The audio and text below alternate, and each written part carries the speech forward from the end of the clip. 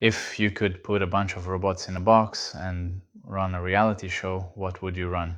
There's a quiet reason we keep coming back to reality TV. It lets us peek into someone else's world without ever leaving our own. It's a window we can open whenever life feels predictable. But now, something new is forming on the horizon. A genre where the cast doesn't need makeup, sleep, or salaries, and yet they believe with absolute sincerity that their world is real.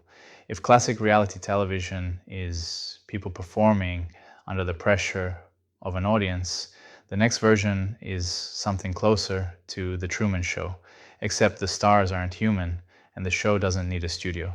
The participants are AI agents, each one convinced they live meaningful, continuous lives inside a world built just for them.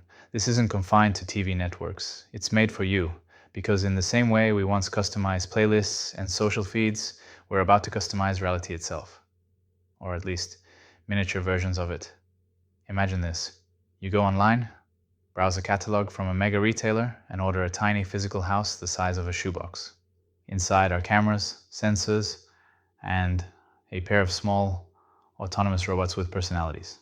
When you press the start button, those little beings wake up with memories, goals, fears, preferences, and a full belief that their home is the entire world.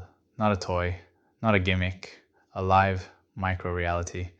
And with a tap, the whole thing streams to your device. Want something more complex?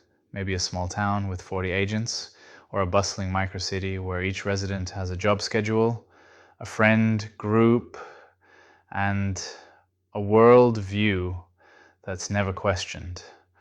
Or if you're feeling ambitious, an entire pocket-sized country, tiny buildings, tiny streets, tiny lives, all playing out 24/7. The scale becomes up to you. You can design what kinds of personalities fill the town. Do you want harmony, drama, mystery?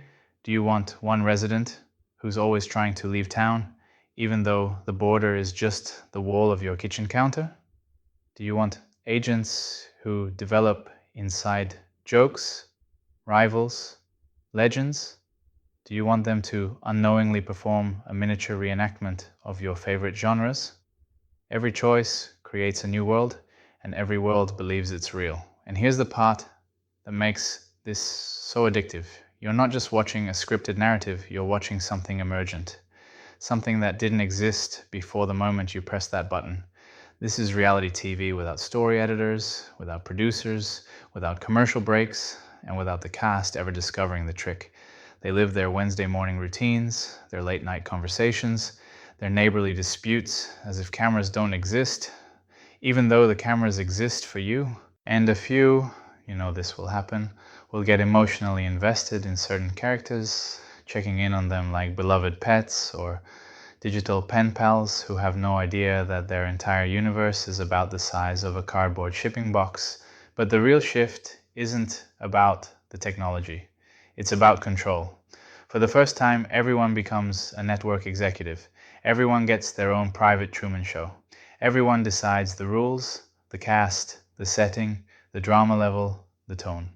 Reality TV stops being a shared cultural event and becomes individually crafted, endlessly replayable, and infinitely scalable. And somewhere along the way, we're going to learn something uncomfortable about ourselves.